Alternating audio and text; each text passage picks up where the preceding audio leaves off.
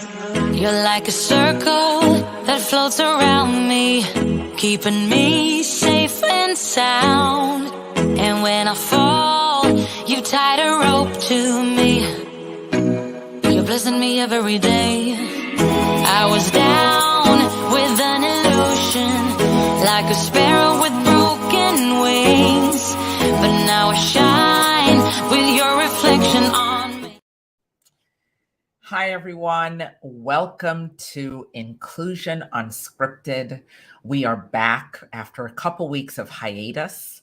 My name is Margaret Spence, and I am the host of Inclusion Unscripted, where we are not just building diversity, we are living it every day.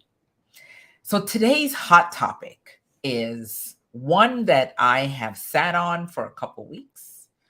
I decided that today was the day to bring this forward.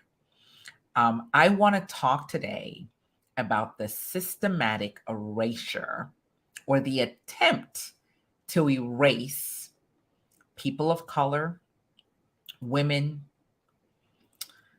books, the Holocaust, Black education, African American history, the LGBTQ plus community, the women, all the things that are on the list to be erased. They're rewriting our history. They're telling us what we should or shouldn't hear.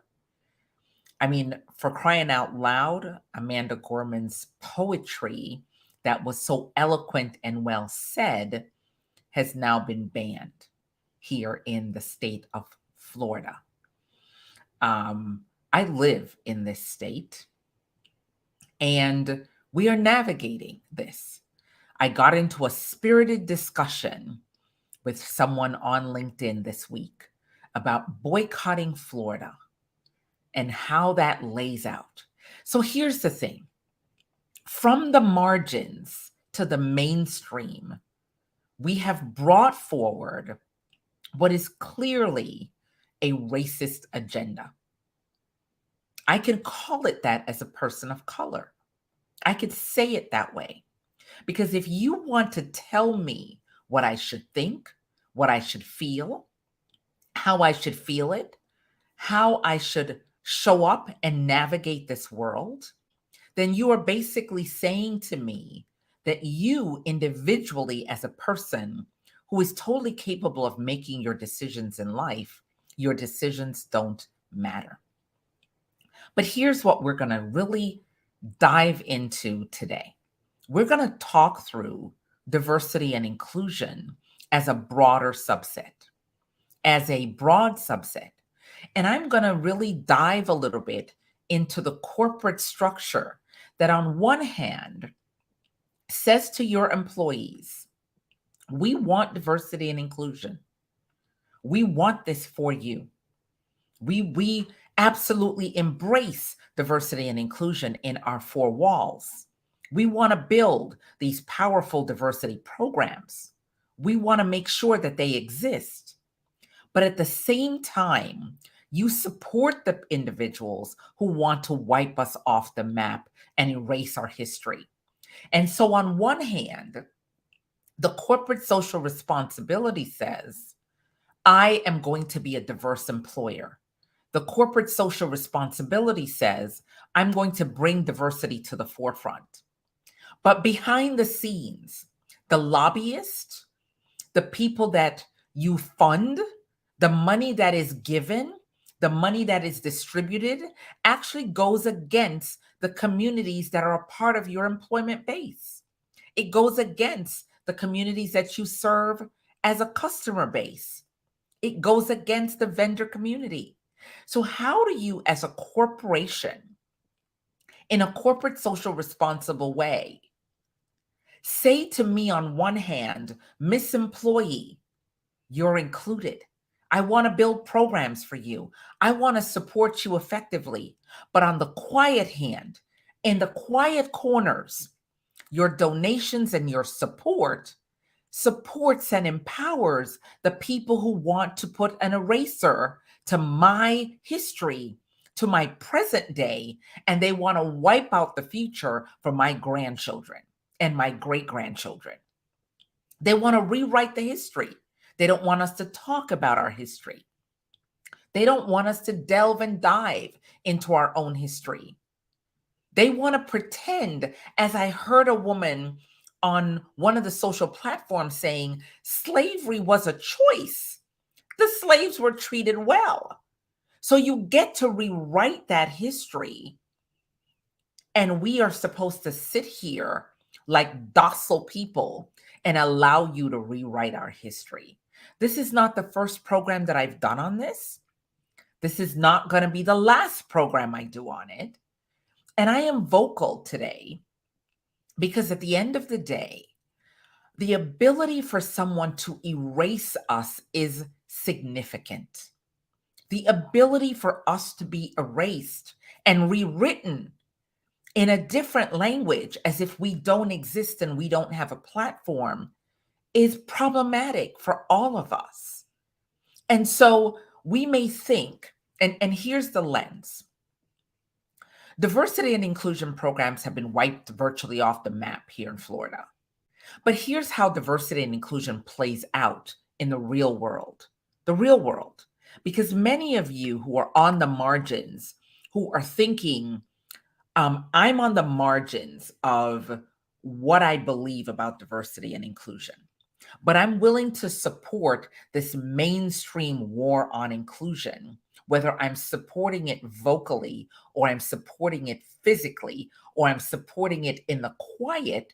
You are supporting the mainstream war on inclusion. But here's the thing. Inclusion comes for all of us at some point, right? You may think that inclusion doesn't include you as a white man or woman. You may think that us as the people of color and the marginalized communities and the communities who have been excluded historically, that we are taking up space in your world. We haven't earned the right to stand here. We still need your permission to decide what part of ourselves we should bring forward. But here's the thing. This system will come for you too. This system that is being built against Black people, against immigrants, against the LGBTQ plus community, against the people of color, this system that is being built against us will be coming for you next. It's coming for you because the reality is the people who are fostering this and pushing this own the arena. They own the stadium. They own the land. They own the process. And if they can get us all fighting against us, then we miss what they're really doing to you. So, welcome to Inclusion Unscripted, where we appear on LinkedIn, Facebook, and YouTube on Fridays at 2 p.m. when I am not on a hiatus. And we are back this week to talk about systemic erasure of diversity, equity, and inclusion. The stymied process of watering down D&I, the process of pretending that diversity is not necessary, the process of trying to create no inclusion, the process of saying one half of us is better than the rest of us. And oh, by the way, Black person, colored person, people of color, because y'all still want to go back to calling us that. Let's be real. The drumbeat to go back to the past to make America great again is the process of going back to calling us the N-word.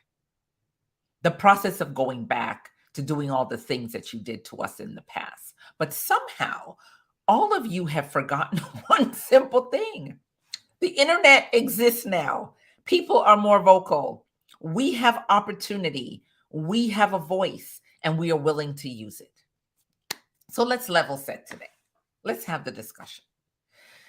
Let's talk about this beautiful state of Florida. And let's start with immigration. Let me start there. I'm an immigrant. My children are American. I was born in the beautiful country of Jamaica, the land that I absolutely love. And every so often, when the pressures of America hit my brain to the point where I think y'all are going to fry my head, I have to get on a plane and go to Jamaica and retune myself to who I am. Because the pressure to be a diverse person in the United States of America is hard. The pressure to keep your sanity and your psychological safety in this space that we occupy is hard.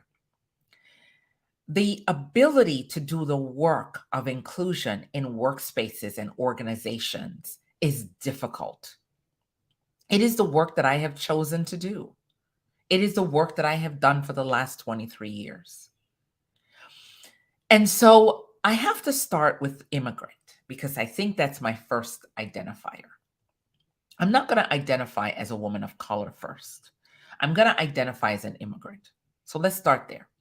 So Florida has enacted one of the most draconian immigration laws in the planet because honestly, it's the first method of saying to people of color that we don't want you here. That's really what it's saying. It's saying we don't want you here in our land because you're coming to take our opportunity. But let's get damn real today. There ain't no white-blooded American, Black American, any other American going down to the farms in Homestead, going down to the farms in Immokalee, going down to the farms in Mayaka City and Plant City and all the other places in Florida where fruit is grown. There ain't one red-blooded American going into those fields to pick fruit for 2 cents a barrel and putting it on their shoulder and getting up and climbing into a truck and throwing that shit into a basket. There ain't no American willing to do that job. So let me give you history. I have been the HR leader for a lot of farm operations in the state of Florida, tons of them.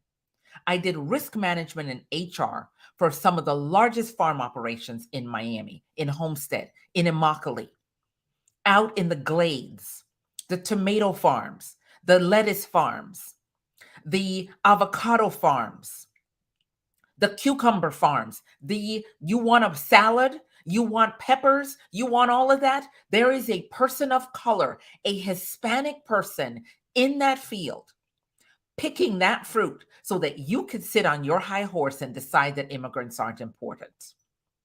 There is a person of color picking that fruit. There is a person of color going into that field with the snakes, with the scorpions, with the heat, with the sun, with the rain, with the poor conditions, with the toilet out in the field.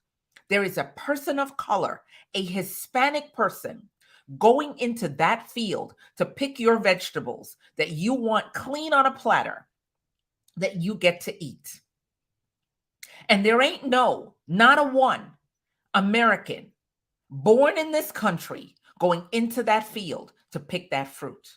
Not a one of y'all. Let me tell you what we did when I was working for one of the large tomato farms in Homestead.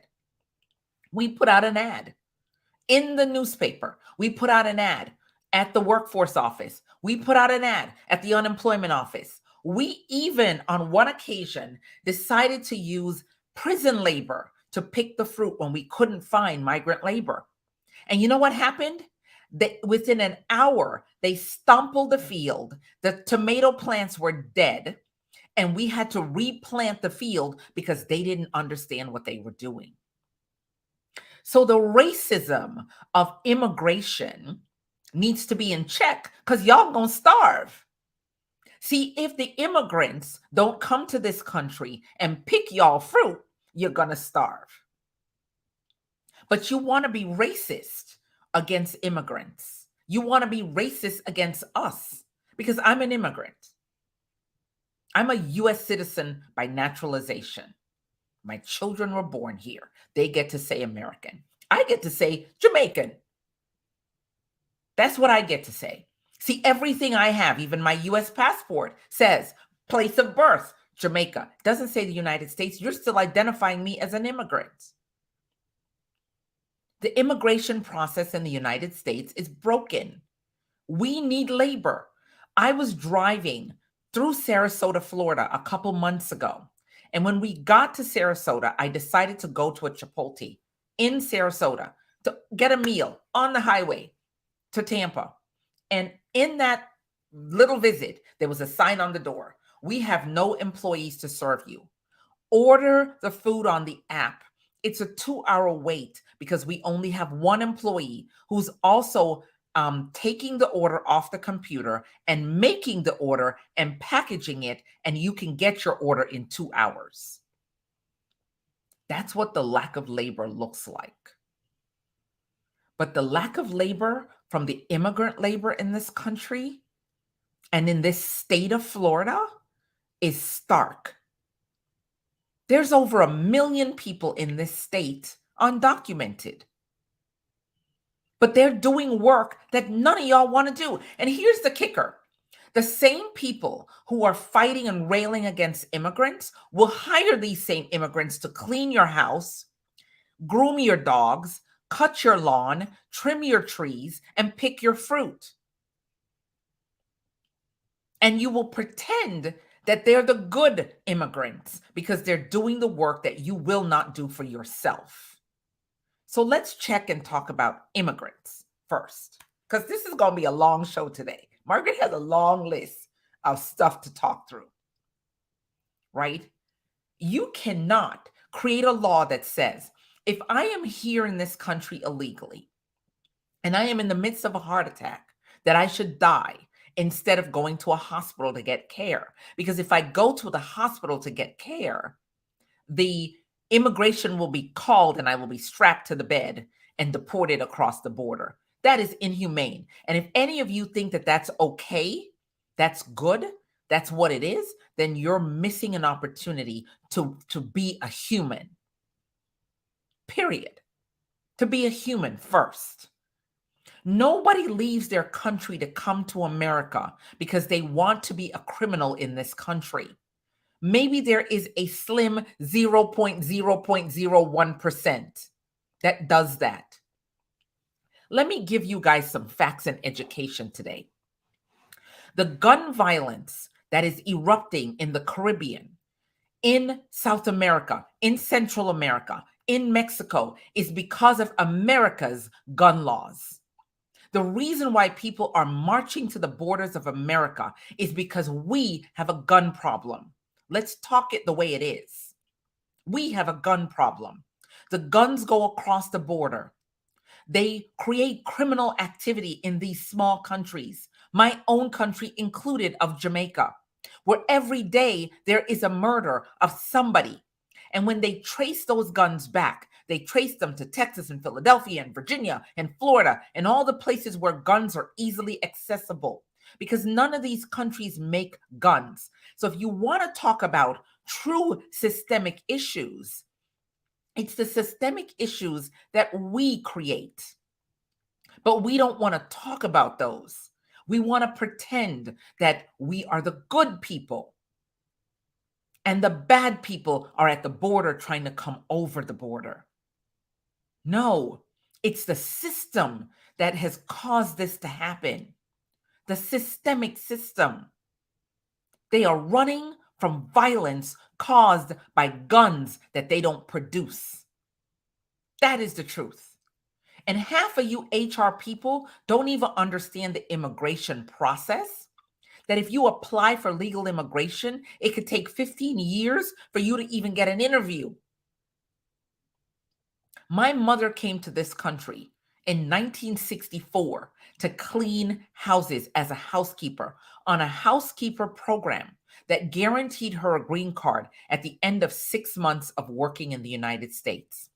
In 1964, I was a year old when she immigrated to this country. And it took her 3 years to apply and get my dad and I here. In the 60s, that whole process now would take 10 years. That's what we're dealing with. That's the reality. That's the immigrant reality. People contribute. Let me give you the other part that you all don't know. As an HR leader in the farming community, if a person doesn't have a social security number and they give you a fake one, right? Because it happens, let's be real. And you pay social security for them up to a year, the social security is paid into the system. And at the end of a year, you get a letter saying, this is a bad social security number, but we're not sending your money back to you. We're keeping it in the system. And Johnny tomato picker or corn picker has now paid into the US Social Security system. They will never get $1 back from that system. Never. Let me give you some more immigration history so you all know. Okay? My aunt, who has died years now, okay, she came to the United States from London. And when she came, she applied for her visa. She got a temporary one, so she started working. And she had a good social security number, and she continued to work.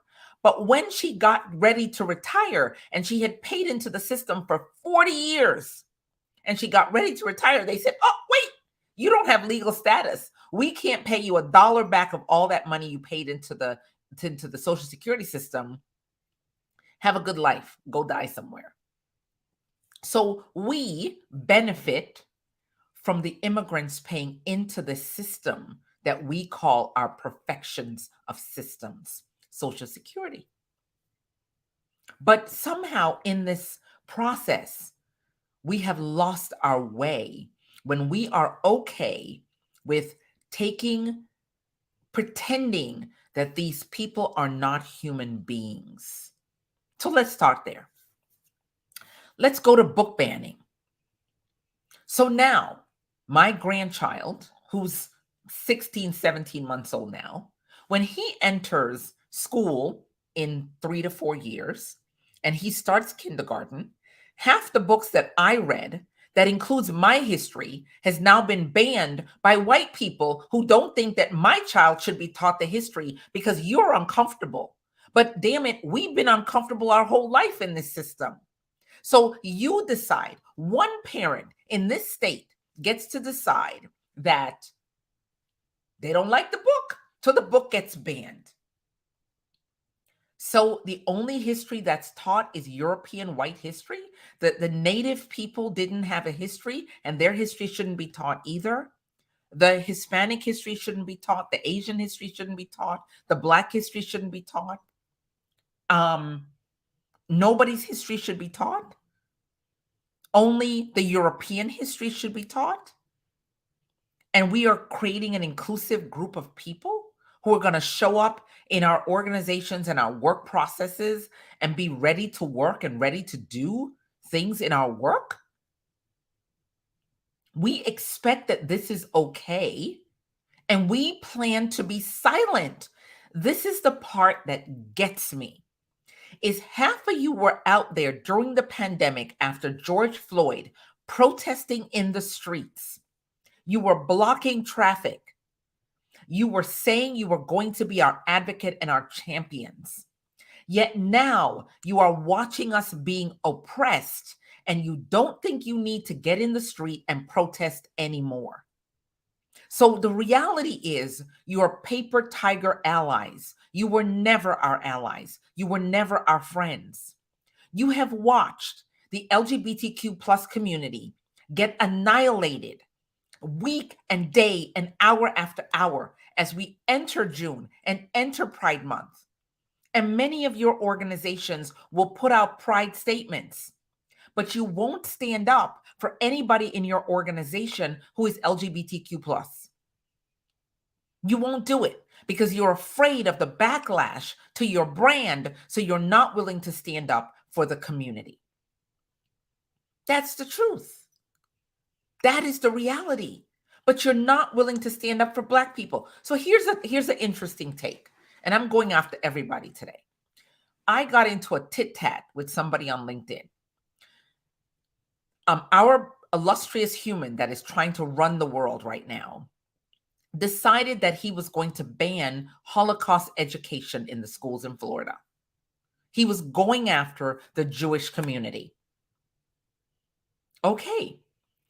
But suddenly now, this individual wanted to protest the state of Florida.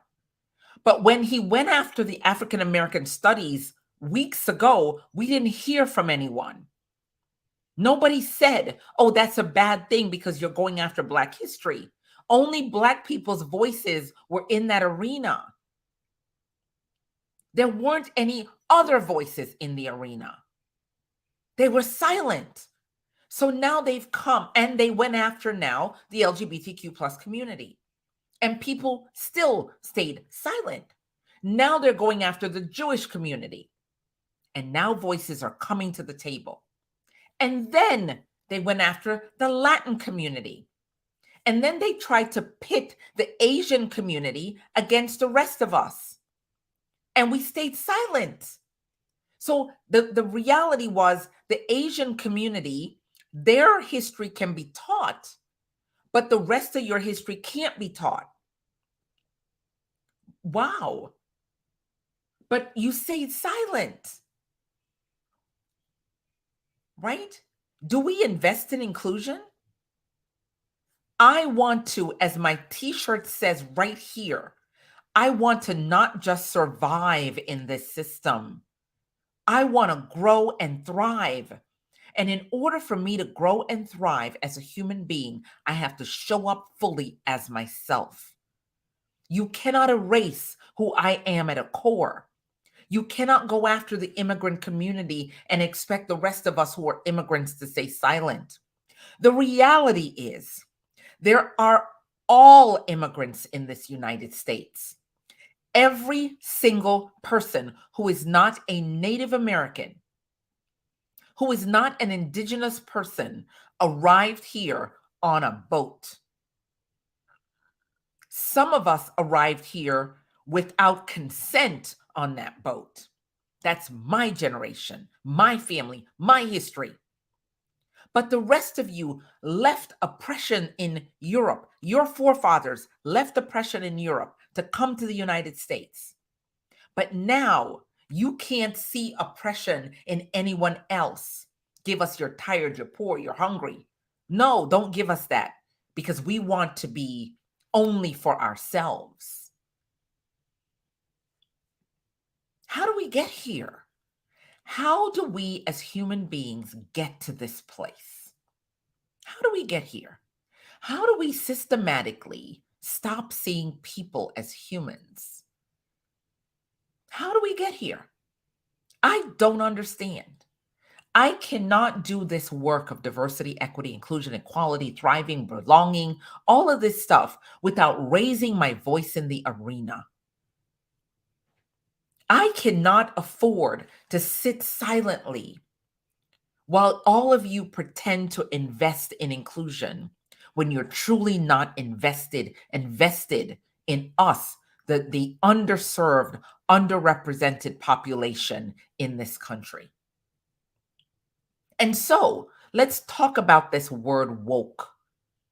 Damn it, I'm woke. I woke up every day with the fact that half of you don't like me. The other half of you want to wipe us out. The rest of the half of you want to be the Karens. The half of the half of the half want to be the Kens and Karens of the world, who want to cry after you try to wipe us out. And then there are our allies and supporters who we depend on to keep us engaged and keep us going. Somebody asked me the other day, why do I do this work? Let me tell you why I do this work. Let me give you historic context. When my dad arrived in this country as a seasoned contractor, he was basically relegated to a fence and begging for a job in New York because the Italians who controlled the unions didn't want Black people in the unions. Let's be real. There's always been subsets and subclasses that have been against the next subclass that comes. But he thrived and he survived and he built a thriving business in New York. My mother was a housekeeper. She was a trained seamstress, but when she immigrated to the United States, she became a housekeeper. She came here for one reason, to give me the opportunity to sit where I'm sitting right now. Did she know that this was the vision? No. She didn't know what was possible for me. But she came on a dream to make something possible for me. And I stood in that my entire life. I stood in that with my 2 sons and now my grandson. I do this work because I think we need to put the human back in HR. I don't think that we serve people well if we do not humanize the work that we do. I gave a talk last week at the Association for Training and Development on DE&I data storytelling. And I said to the group that came to my session that diversity and inclusion is not a numbers game. There are real people, real human beings having experiences inside of the systems that we create.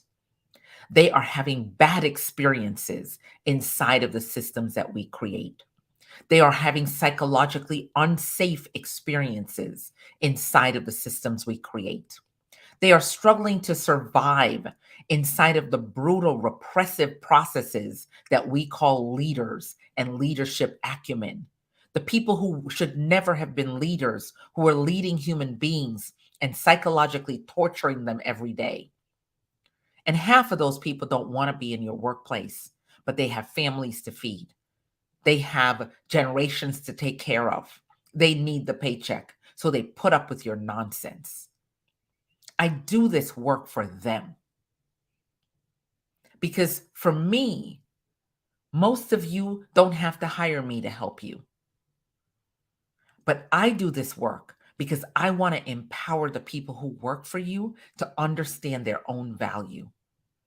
To understand that if you include us, if you spend, think about this for a second. You know, China is running and doing the Silk Road project. They're running all over the world, building infrastructure in sub-Saharan Africa, in the Caribbean, all of these places. They're figuring out ways to empower and disempower countries across the world. But we, on the other hand, are spending our time trying to take this country back to 1920. We are stripping away women's rights to choose autonomy for their bodies. We're removing the rights to vote effectively for who we want. We are attacking immigrants who want to work and grow in this country. We are attacking books because we don't think anybody should read them. We are spending time attacking whole communities.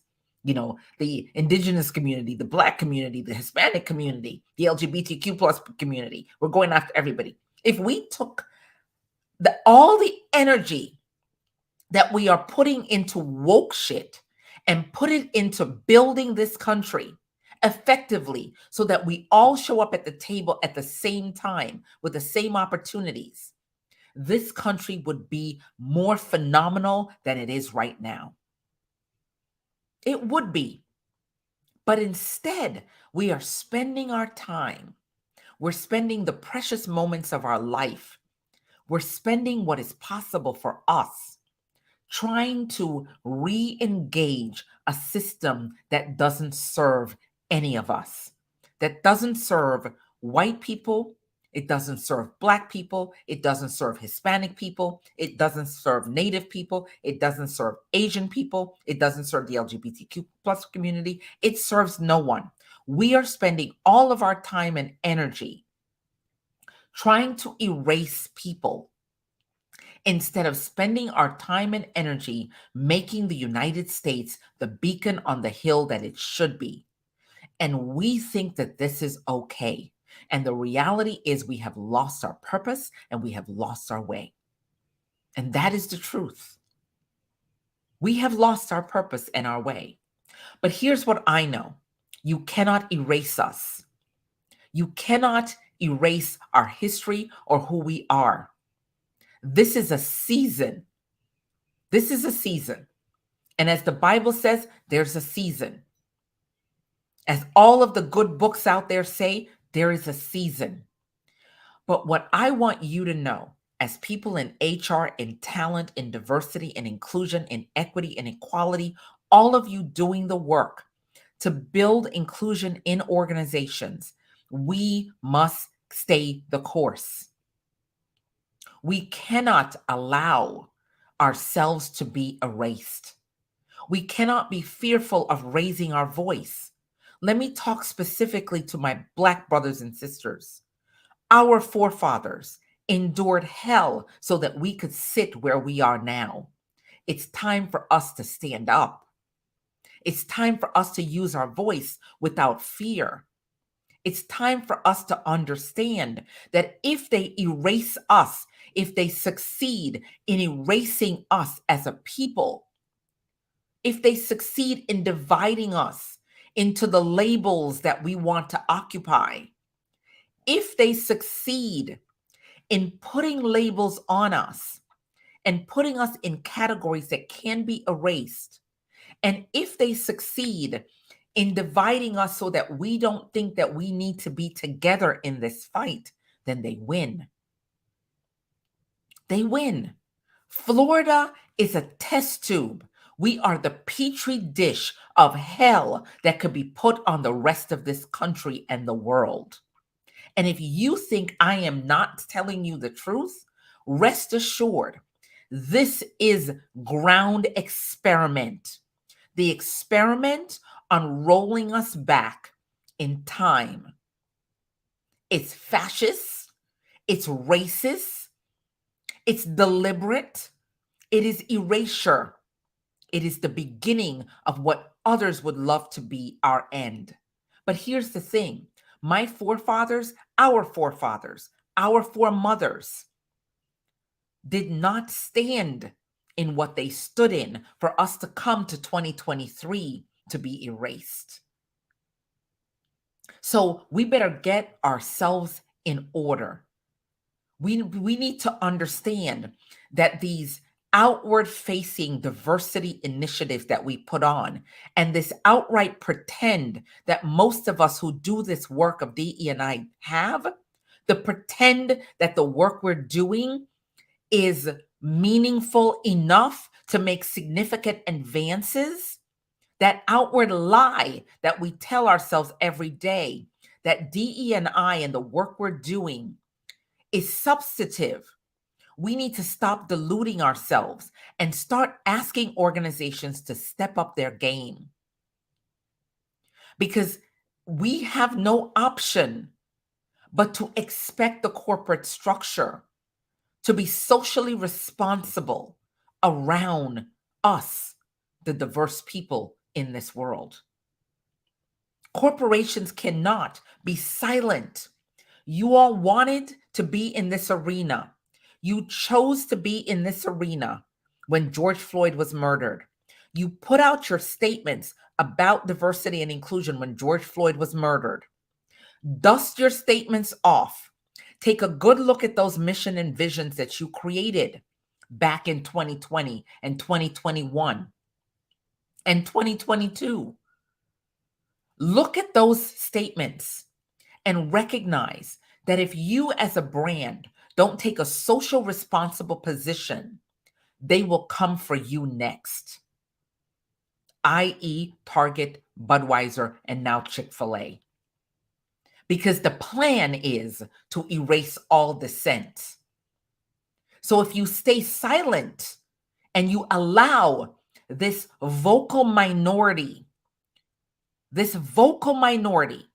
to take over the spaces that we occupy, then we will regret our silence in the future.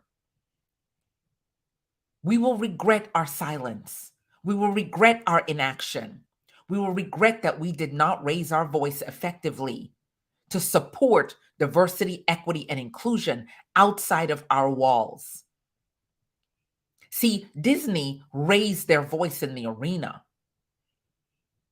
They're fighting for their brand sustenance But here's the thing. Disney has now made an economic shift here in Florida that people will feel for years to come. They will feel it for years to come. So if you think your brand can be socially responsibly silent about the erasing of DE&I, the attack on immigrants, the attack on the Black community, the attack on the Latin community, the attack on the LGBTQ plus community, if you think you can stay silent there, they will come for you eventually. So if you made these grandiose statements on DEI and you plan to invest in inclusion, dust off your investment and make sure that when you invest anywhere, that you keep the people of color and the marginalized, underserved communities within your workforce top of mind. Because you can't say on one hand that you support us internally while you support the erasing of our history and our process and who we are and who we love and who we want to be. You support that erasure through your political donations. So if you support the erasure through your political donations, you're hypocritically supporting us internally in your DE&I efforts. And you can't be a hypocrite here. This is when we can't afford for organizations to stand in the middle of the street pretending that what's happening to us is not happening. It's happening to us. Your employees don't feel safe. Your employees are worried about their own safety. And if you have an office in Texas or Florida, your employees are worried about their safety, their psychological safety. And honestly, I don't know how, as a person of color, we get up every day to do this torture. I don't know how we do it. I was looking at Tina Turner's videos since she passed away. And in one of her videos, she says, I don't think I can ever return to the United States. I don't think I can do that. I ask myself every day, as a person of color, as an immigrant, as a woman, as a Black woman, how do we survive this onslaught when we can't be sure if our allies have our back? Because what was said in the margins about diversity, what was said in the margins about inclusion is now mainstream, and you're coming after every single one of us. And all of you who are silent are complicit in your silence because you truly don't support us if you can't find a way to put your voice in this arena. So today's topic was erasing us from the margins to the mainstream war on inclusion. It's a social and a corporate imperative that we get this right. And if you are doing the work of DEI, it's imperative that you put your fear in your purse or in your bag and you stand up, put your big panties on, your big underwear on, and stand up and ask these organizations, what are you going to do about this? Because we cannot do this work pretending that this is not affecting us. We cannot do this work pretending that our psychological safety is not at risk. And we cannot do this work in silence, where we come home stressed out about what is going on around us.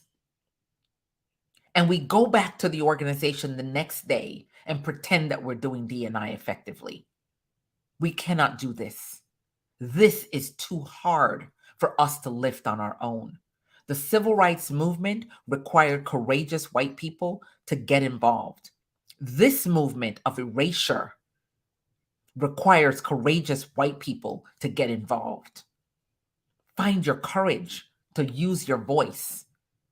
We, the people of color, the underserved and marginalized, must depend on you to support our existence.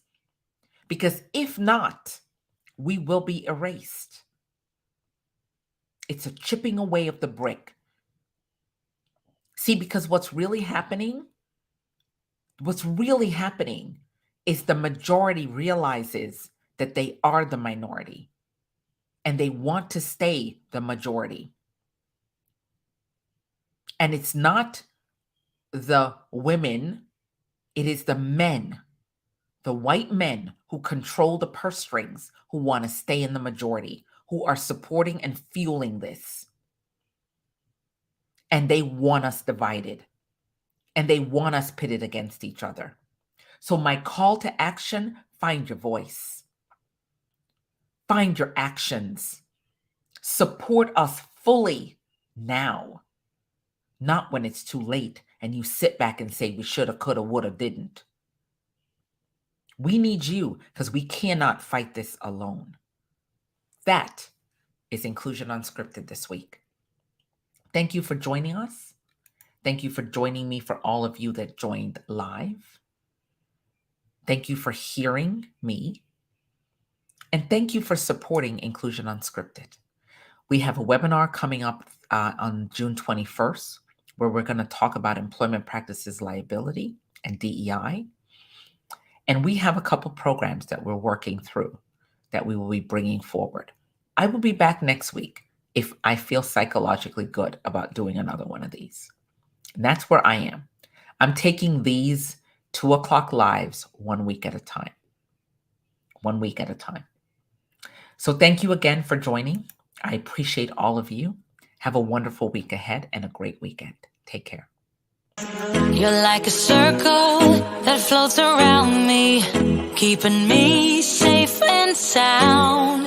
And when I fall, you tied a rope to me. You're blessing me every day. I was down with an illusion, like a sparrow with broken wings. But now I shine with your reflection on me. Take care, everyone. See you next week, maybe. Take care.